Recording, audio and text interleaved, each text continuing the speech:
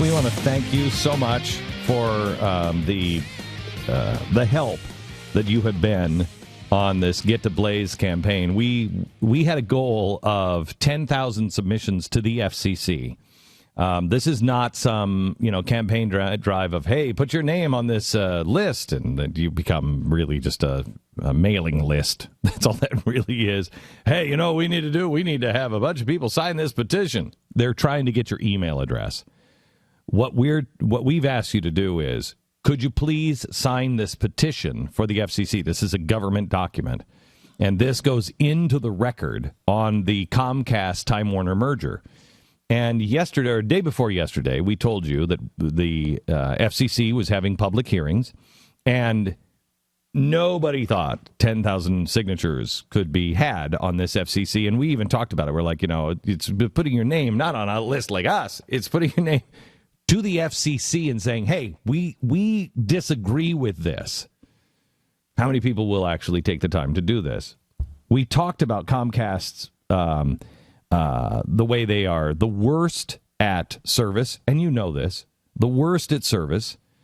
They're merging or want to merge with number 2 now, so to speak, Time Warner Cable, which that would make them now this gigantic behemoth. And if you think your rates are going to go down, you're sadly mistaken. If you think your choices are going to become more, you're sadly mistaken.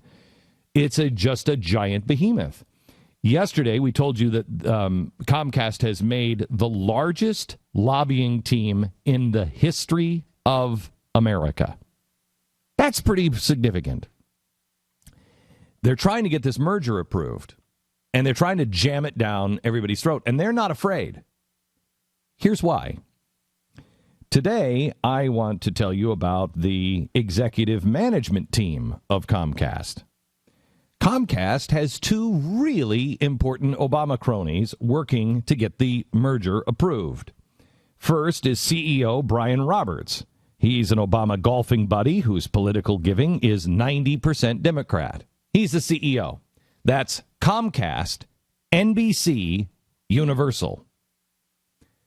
Pretty huge behemoth to get around. You can't.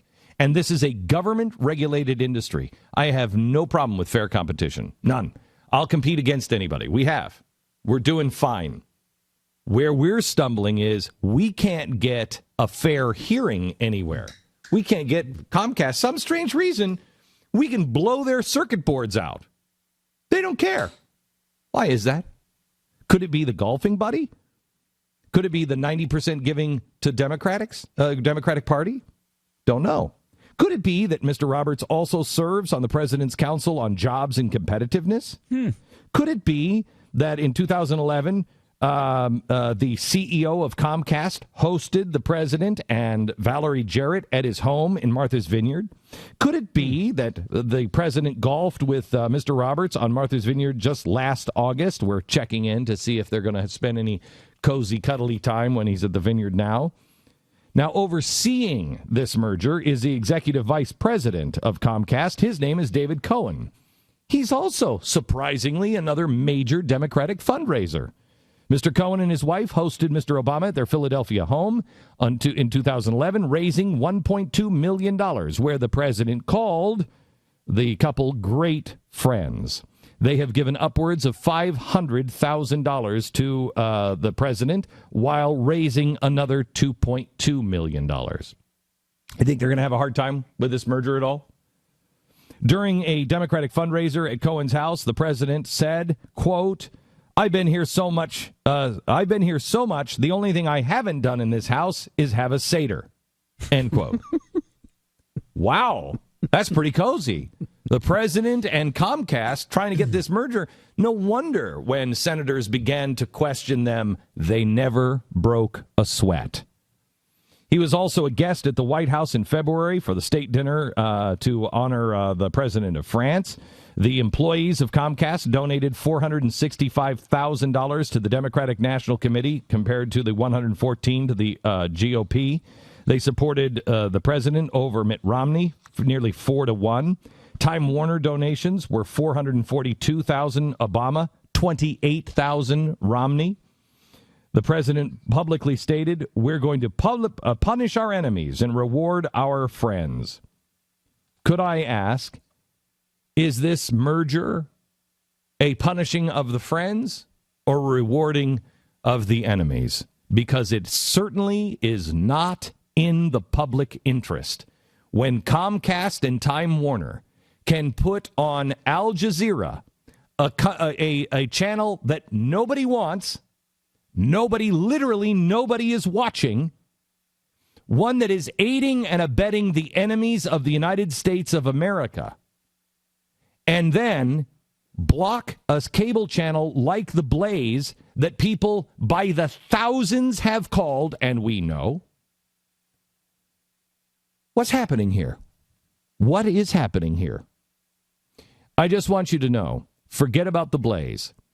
If Time Warner and Comcast merge, if you have any doubt about your service as it is today and your bill as it is today, I guarantee when you double the size of this monolith, it's only going to get worse.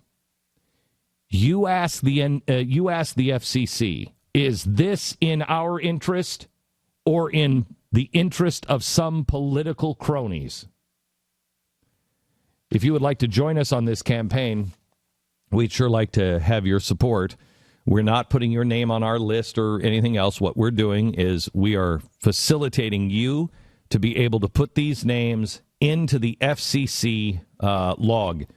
This actually, from what I hear, having 10,000 names on an FCC public file is unheard of. For 2 days, we've talked to you about this, not at this length even, and we already have 22,000 names? Mm-hmm. 22,000 names. I said yesterday, maybe we should try for 50,000. I don't know. We've got 2 weeks to put these names together. Let's try for 100,000. I don't know if we can get them, but let's try for 100,000. Let's give them 10 times the amount and see if the FCC listens to the public anymore. This is clearly not in the public interest. Send that message clearly to the FCC.